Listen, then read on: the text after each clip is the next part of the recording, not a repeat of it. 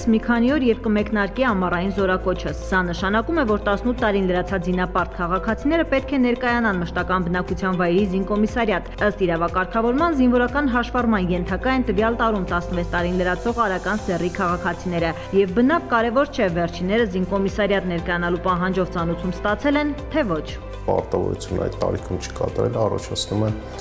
օրենսգով նախատեսված վարչական պատասխանատվություն։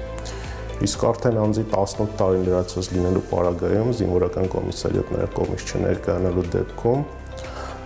առաջանում է քրեական պատասխանատվության ենթարկվելու հարց, մասնավորապես քրեական օրենսգրքի 461-րդ հոդվածով քրեական պատասխանատվություն է նախատեսված պարտադիր զինվորական ծառայության զորակոչից խուսափելու համար։ Զորակոչի ավարտից հետո զորակոչին չներկայացած քաղաքացու վերաբերյալ փաստաթղթ անձնական գործը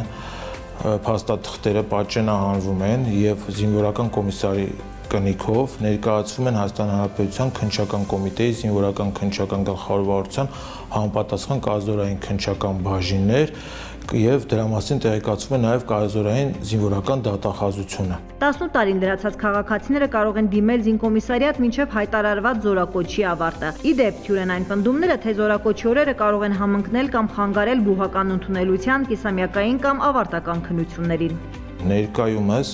քաղաքացիների պարտադիրական ծառայության զորակոչը իրականացվում է հուլիս ամսին, դա նախատեսված է իրականացնել, որպեսզի քաղաքացիները իրենց ավարտական, ինչպես նաև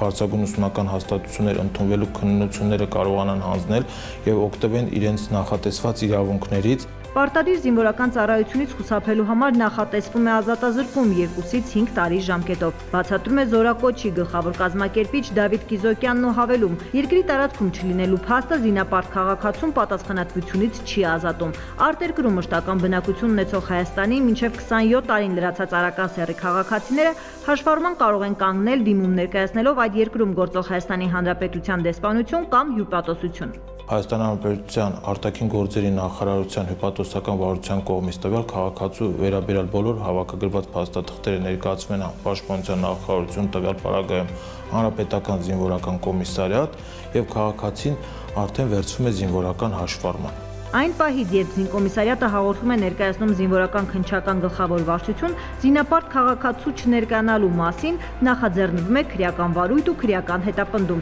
Իրավապահները միջոցներ են ձեռնարկում անձին հայտնաբերելու համար։ Հաջողության չհասնելու դեպքում անձի նկատմամբ հայտարարվում է հետախուզում։ Խափանման միջոց որպես կանոն ընտրվում է կալանավորումը։ Նշանակում է, որ ներպետական իրավապահ բոլոր մարմինները միջոցներ են ձեռնարկում անձին հայտնաբերելու ուղղությամբ, իսկ եթե անձը գտնվում է Հայաստանի Հանրապետության սահմանների դուրս, ապա նաև հայտարարվում է միջազգային հետախուզում եւ անձի ցանկացած պետության իրավապահ մարմինների տեսադաշտում հայտնվելու պարագայում նրա հանձնման գործընթացը ձեռնարկվում։ Զինվորական քննչական գլխավոր վարչության պետի տեղակալ Կամո Սահակյանի տեղեկացմամբ զինապարտ համարվող մինչև 37 տարեկան քաղաքացիները նույնիսկ օրինական ճանապարհով վերադառնալու դեպքում ազատ շրջել չեն կարող։ Սահմանատման պահին նրա տվյալները մուտքագրելով համապատասխան էլեկտրոնային շտեմարաններով պարզվում է, որ նա գտնվում է հետախուզման մեջ եւ տեղում իսկ նրա նկատմամբ իրականացվում են համապատասխան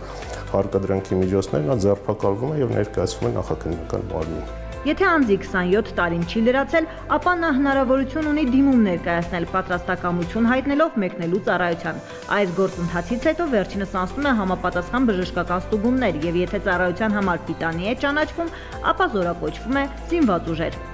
Տաթևիկ Աբրահամյան, Ռազմիկ Տիգրանյան, Սինուշ։